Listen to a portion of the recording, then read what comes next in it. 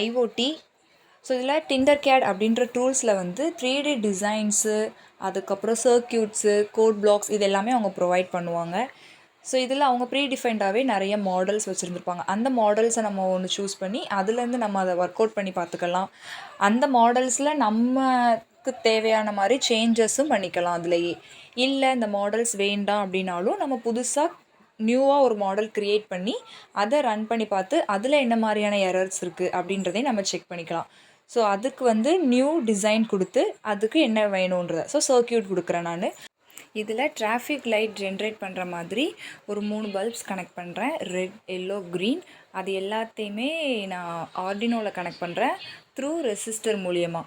So first அந்த bulbs எல்லாமே wire மூலிமா கனெக்ட் பண்ணி செட் பண்ணி வச்சுக்கிறேன். அதில் கேத்தோட வந்து கிரவுண்டு கூடயும் ஆனோட்ஸ் எல்லாமே நான் டெர்மினல்லையும் கனெக்ட் பண்ணுறேன். ஸோ இதில் ஒயர் கலர் சேஞ்சஸும் பண்ணிக்கலாம், பல்போட கலர்ஸும் சேஞ்ச் பண்ணிக்கலாம்.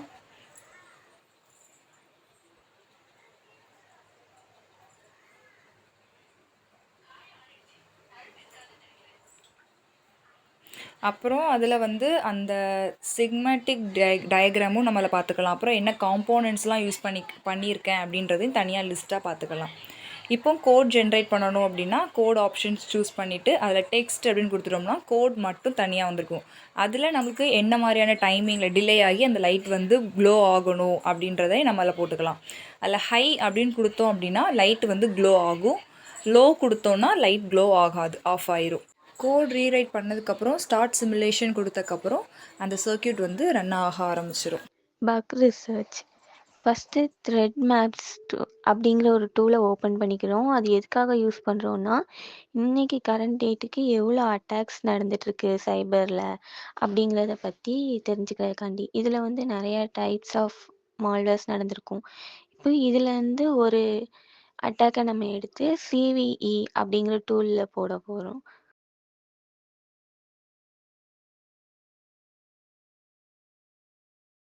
போய் சர்ச் பண்ணால் அதோட ரிசல்ட்ஸ்லாம் நமக்கு காட்டும். அதில் ஒரு லிங்க்குக்கு போனால் அதோட கிளியர் டீட்டெயில்ஸ், என்ன மாதிரி மால்வேர்ஸ்லாம் அதில் நடந்திருக்கு, வல்னரபிலிட்டிஸ்லாம் இருக்குது அப்படிங்கிறத வந்து ஃபுல் டீட்டெயில்ஸாக கொடுத்துரும். நெக்ஸ்ட்டு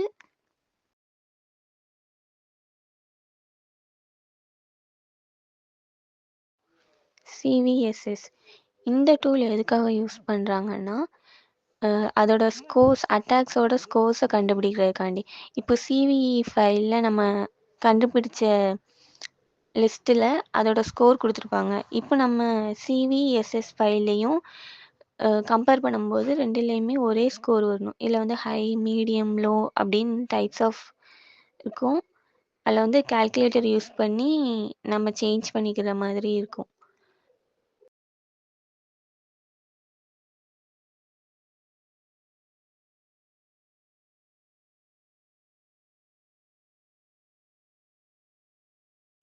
சிடபிள்யூஇ. இந்த டூல்லையும் நம்ம சிவிஇயில் போட்ட அதே சேம் அட்டாக்கை எடுத்து இந்த சர்ச் லிஸ்ட்டில் போட்டு சர்ச் பண்ணால் அது வந்து ஃபுல் டீட்டெயில்ஸாக அப்படியே நமக்கு கொடுத்துரும். அதோட வீக்னஸ்ஸு எல்லாமே கண்டுபிடிச்சிரும்.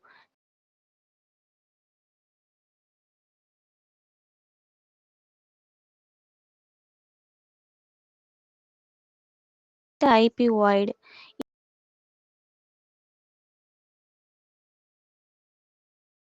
இதில் வந்து ஒரு ஐபி அட்ரஸை நம்ம சர்ச் பண்ணுறதுக்காண்டி கொடுத்துக்கும். அந்த ஐபி அட்ரஸ் எந்த லொக்கேஷனில் இருக்குது, அதோட லாட்டிடியூட் எல்லாமே ஒரு டீட்டெயில்ஸாக கொடுத்துரும்.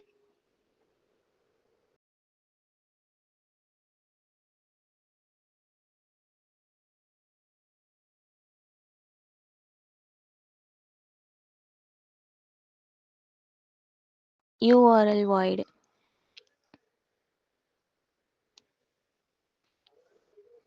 இந்த டூலில் வந்து ஒரு சைட்டோட யூஆர்எல்லை எடுத்து சர்ச் பண்ணி பார்க்கும்.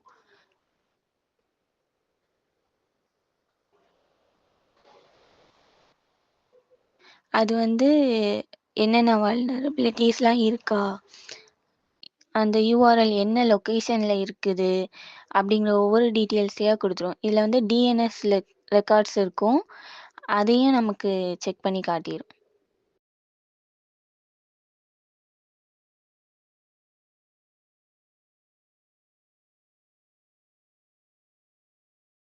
Next virus total.